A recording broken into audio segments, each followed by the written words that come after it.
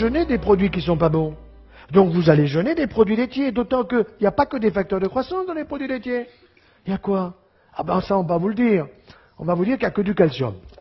C'est un produit blanc, donc il y a du calcium, et quand vous allez tous finir en poussière, il faut absolument que vous en preniez, de toute façon vous finirez en poussière. Et les femmes qui consomment le plus de produits laitiers dans le monde sont en Suède, ce sont celles qui ont le plus d'ostéoporose. Pourquoi? Parce que ce que le lobby des produits laitiers ose vous dire en minuscule dans une astérisque en bas de page avec une loupe, il faut le lire, c'est que le calcium animal est absorbé au maximum par votre intestin, par votre tube digestif, à 40%. Ça veut dire qu'il y a 60% qui normalement foutent le camp dans les déchets. 60% dans les déchets.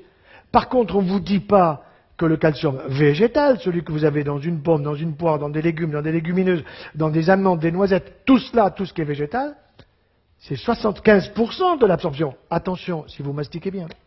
Sinon, vous allez faire des phytates. Et les phytates, vous les retrouverez tout simplement dans les déchets.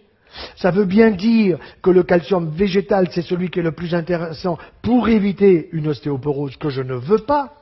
Et que pour éviter cette ostéoporose, eh bien, il faut que je prenne plus de calcium végétal que de calcium animal, parce que le calcium animal, j'en absorbe 40%. Et si jamais j'en absorbe davantage, c'est possible. Si j'ai un leaky gut, c'est-à-dire si j'ai une porosité intestinale, la porosité c'est quoi? Vous avez un imperméable qui est poreux, il pleut, vous vous mouillez.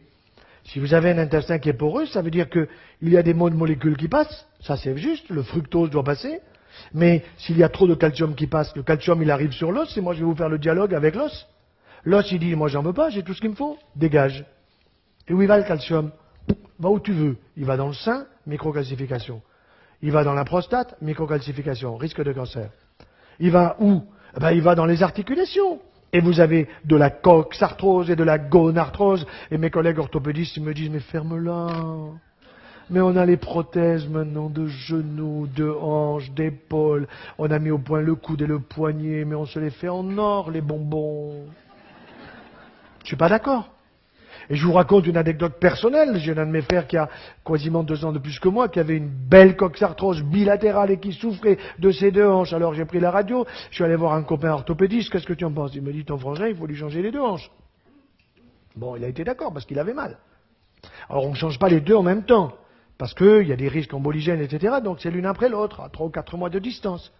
Alors je vais le voir après la première opération, et alors bon, il était content parce que c'était fait, mais il me dit, tu sais, les chirurgiens, vous êtes emmerdants, parce qu'il y a des tuyaux par-ci, des tuyaux par-là, puis il y a la rééducation, puis je peux pas bosser, et puis de toute façon, dans 3 mois, il y a l'autre côté à faire.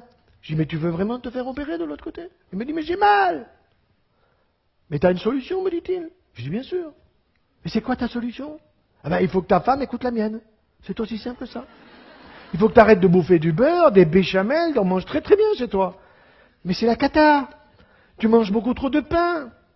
Ah mais je me régale avec le pain. Ah ben oui, tu te régales, je suis d'accord que tu te régales parce qu'il est fait pour que tu te régales. Mais il t'esquinte la santé. 1, tu as du surpoids. 2, tu manges trop de produits laitiers.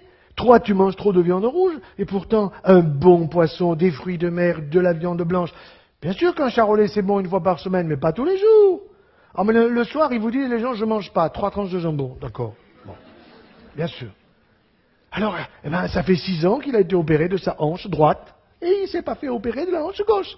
Et quand vous faites la radio, c'est toujours la même hanche, elle n'a pas changé. Seulement, qu'est-ce qui s'est passé? La suppression des produits laitiers, le changement des habitudes alimentaires ont fait que, tout simplement, il n'a plus la douleur. Pourquoi? Parce que tout ce que vous consommez en produits laitiers, avec le yaya, le yaourt que je prescris la veille du départ dans l'au-delà. Vous connaissez Actimerde? Ça vous dit quelque chose? Bon. Arrosez vos salades d'huile d'olive, mangez mieux et meilleur. Je ne suis pas pour un régime, parce que quand vous donnez régime à quelqu'un, il vous dit ceinture, il m'a empêché de manger ceci, de manger cela. Non, miam, miam, miam. Mangez mieux et meilleur.